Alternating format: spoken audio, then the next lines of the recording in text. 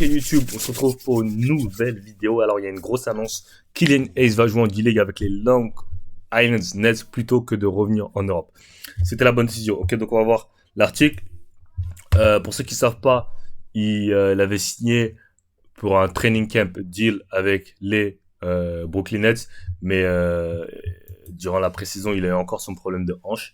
Dès qu'ils l'ont pas signé, et je pense qu'ils ont dû dire bah vas-y, va en G-League, on donne pas de contrat pour l'instant, et si tu réussis à nous convaincre en G-League que tu es assez bon, et bah peut-être qu'on te donnera un contrat. Je pense que c'est ce qui s'est passé. J'ai pas l'info dessus. Vous savez, d'habitude j'ai toutes les infos, mais là j'ai pas l'info. Donc on va lire l'article de B Basket. Kylian va jouer en D-League plutôt que de revenir en Europe, c'était la bonne décision. D-League, toujours diminué par une blessure.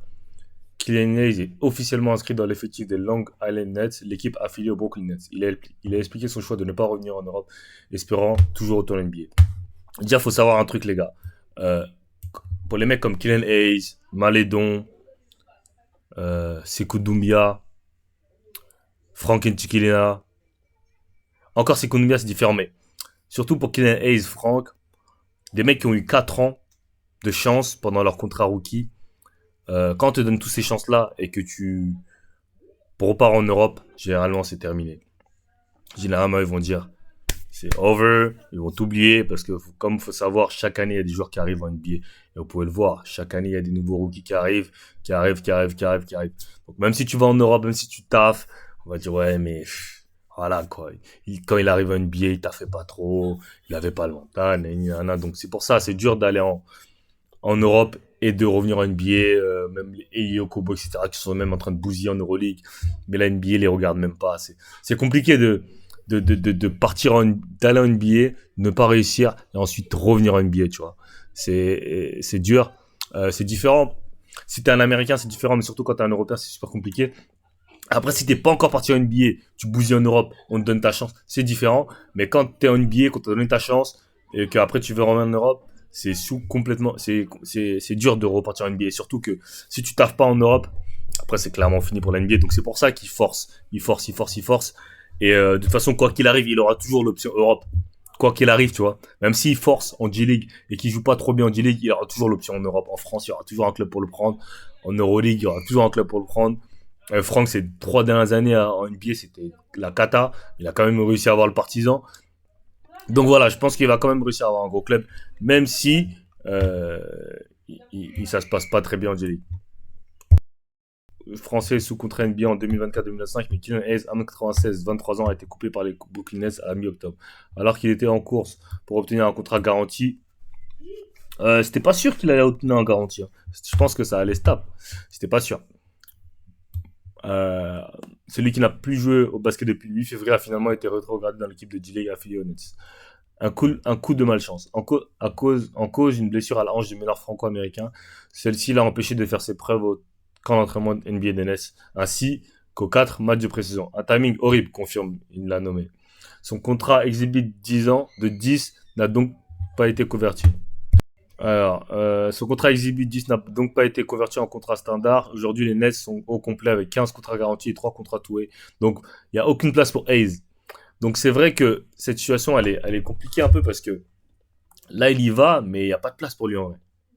En vrai, de vrai, il n'y a pas de place.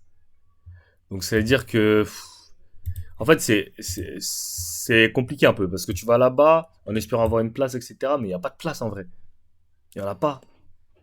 Tu vois, parce qu'il va falloir qu'il cut un mec pour te faire jouer. C'est-à-dire qu'il faut vraiment que tu sois fort. Mais le problème, c'est que les mecs qui sont là en contrat NBA au Brooklyn et qui jouent pas en NBA, il y en a pas mal. Donc eux, ils vont descendre en D-League. Et eux, c'est eux qui vont avoir les ballons, etc. Tu vois, c'est eux qui vont avoir la priorité sur toi. C'est pour ça que c'est compliqué, tu vois.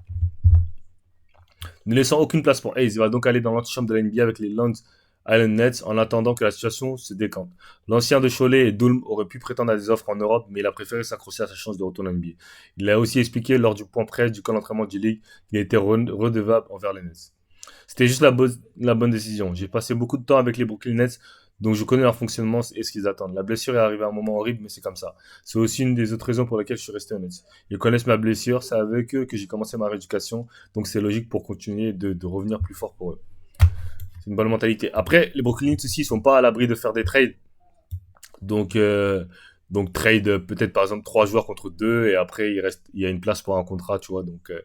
Donc ça aussi c'est voilà. Le natif de Lakeland en Floride n'a pas donné plus de détails sur la nature de sa blessure, mais a précisé qu'il était encore en phase de réhabilitation. Il est donc pas certain de participer au premier match de sa nouvelle équipe dans la nuit du 8 au 9 novembre face aux Maine Celtics.